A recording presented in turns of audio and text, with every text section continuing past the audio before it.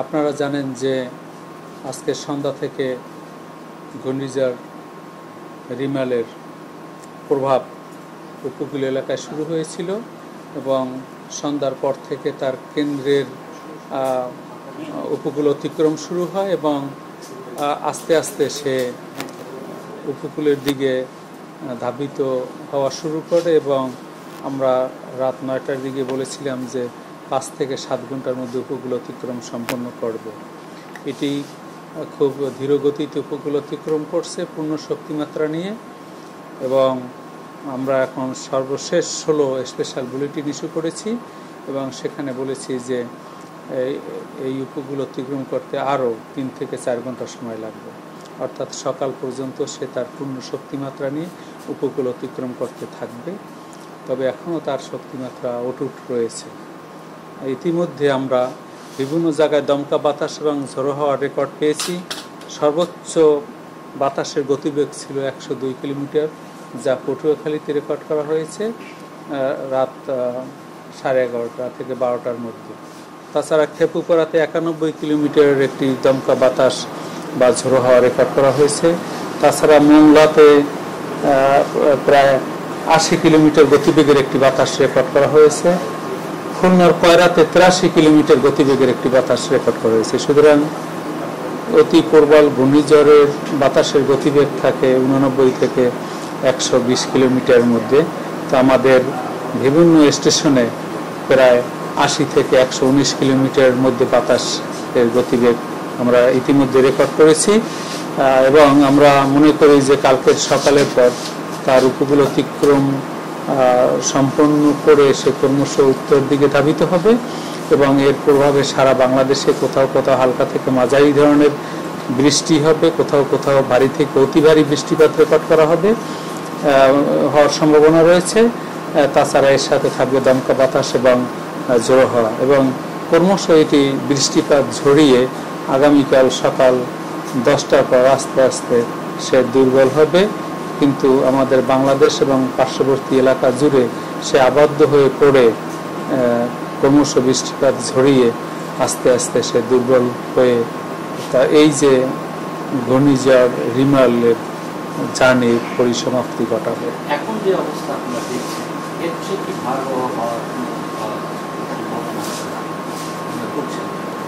না, এটা তো যখন উপকূল অতিক্রম করে তখন তার গতিবেগ আস্তে আস্তে ল্যান্ড এবং ওশেনের ইন্টারাকশনের কারণে তার এবং বৃষ্টিপাত ক্রমাগত বৃষ্টিপাতের ফলে তার শক্তিমাত্রা লোপ পায়। ল্যান্ডে ওঠার পরে খুব কম নজির রয়েছে যে ঘূর্ণিঝড় আবার পুনরায় শক্তিমাত্রা অর্জন করে। তবে হ্যাঁ, এর চারিদিকে যেহেতু উচ্চচাপ বলয়ের অবস্থান রয়েছে সেই কারণে এর মুভমেন্ট একটু স্রোত আছে, ফলে বাংলাদেশ এবং পার্শ্ববর্তী এলাকায় আগামীকাল এবং পরশু অস্থায়ীভাবে দমকা বাতাস এবং ঝোড়ো হাওয়া সহ বৃষ্টি অথবা বজ্রসহ বৃষ্টিপাতের সম্ভাবনা রয়েছে। সেই বৃষ্টির মাত্রাটা দেখুন, আমাদের মাঝারি ধরনের বৃষ্টি হলো 22 থেকে 40 মিলিমিটারের মধ্যে যদি বৃষ্টি হয় তাকে আমরা মাঝারি বৃষ্টিপাত বলি। 40 থেকে 88 মিলিমিটার যদি বৃষ্টি হয় তখন তাকে আমরা ভারী বৃষ্টি বলি। 89 মিলিমিটার বেশি হলে তাকে অতি ভারী বৃষ্টিপাত করা হয়। কোথাও কোথাও 24 ঘন্টায় এই ক্যাটাগরি, কোথাও কোথাও এই বৃষ্টিপাতের পরিমাণ বৃদ্ধি করতে পারে। জলোচ্ছ্বাসের কোনো খবর আপনার কাছে আছে? দেখুন, আমাদের গাণিতিক মডেলের মাধ্যমে আমাদের যে জলোচ্ছ্বাসের পূর্বাভাস সেখানে আমরা দেখেছি যে 8 থেকে 12 ফিট উচ্চতার বায়ুতলতে জলোচ্ছ্বাস হতে পারে স্বাভাবিক জলের চেয়ে, এবং আমরা মনে করি যে কোথাও না কোথাও এই বায়ুতলতে জলোচ্ছ্বাস হয়েছে। কারণ ইতিমধ্যে আমরা আপনাদের মতো দেখেছি যে বিশেষ করে উপকূল এলাকার নিম্ন অঞ্চল প্লাবিত হয়েছে এবং কোথাও কোথাও বেড়িবাঁধ উঠছে পানি আমাদের গোলায়ন্দে ঢুকে পড়েছে এবং কোথাও কোথাও বেড়িবাঁধ ভেঙে গেছে। সর্বপ্রথমকে যে চলছে 10 নম্বর সেটি আসলে কতক্ষণ হতে পারে? আপনাদেরকে আমরা আগেই বলেছি যে আগামীকাল সকাল পর্যন্ত, সকাল নাগাদ এই ঘূর্ণিঝড় রিমাল তার পূর্ণ শক্তিমাত্রা নিয়ে উপকূল অতিক্রম করছে। এখনও 3 থেকে 4 ঘন্টার সময় তার আউটার ব্যান্ড, যেটা বেয়ার ব্যান্ড বলেছিল, সেটা উপকূলে আসতে সময় লাগবে এবং এই আউটার ব্যান্ডে অনেক সময় বজ্রবৃষ্টি হয় এবং এই বজ্রবৃষ্টির সময় দমকা বাতাসও ঝোড়ো হওয়া থাকে। সেই কারণে এর পূর্ণ শক্তিমাত্রার সকাল পর্যন্ত তেমন একটা ব্যাখ্যা ঘটবে না। পূর্ণ শক্তিমাত্রা নিয়ে সকাল পর্যন্ত তার শক্তির দাপট অব্যাহত রাখবে।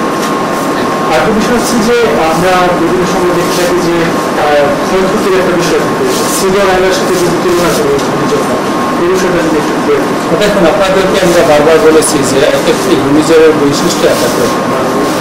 বে অফ বেঙ্গলে যখন ঘূর্ণিঝড় তৈরি আমাদের অনেক অতীত রেকর্ড করা হয়েছে। 1970 সালে প্রলয়ঙ্করী ঘূর্ণিঝড়ের কথা আপনারা শুনেছেন। প্রায় 5 লাখ লোক মারা গেছে, সরকারি হিসেবে অনুযায়ী প্রায় 3 লাখ লোক মারা গেছে। তাছাড়া 91-তে 1,80,000 লোক মারা গেছে।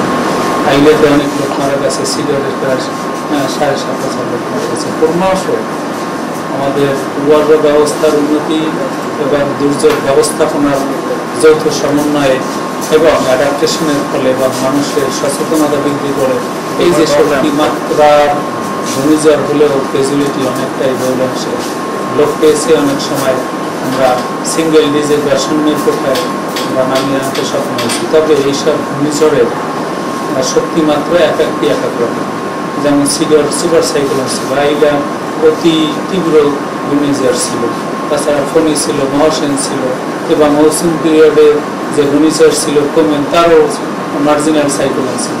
কিছুদিন আগে সিদ্রা ঘূর্ণিঝড় ছিল, মেডেলি ছিল, মারুথা ছিল, হামন ছিল। সুতরাং অনেকগুলো শক্তির তারতম্য যদি আমরা বিবেচনা করি, এক একটি সাইক্লোনের বৈশিষ্ট্য এক এক রকম।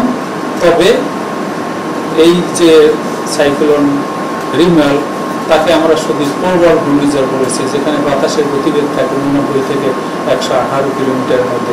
ইতিমধ্যে পটুয়াখালীতে আমরা 102 কিলোমিটার বাতাসের গতিবেগ পেয়েছি। সুতরাং এটি যে প্রবল ঘূর্ণিঝড়ের রূপ নিয়েছে তা অবজারভেশনের সাথে সঙ্গতিপূর্ণ হয়েছে।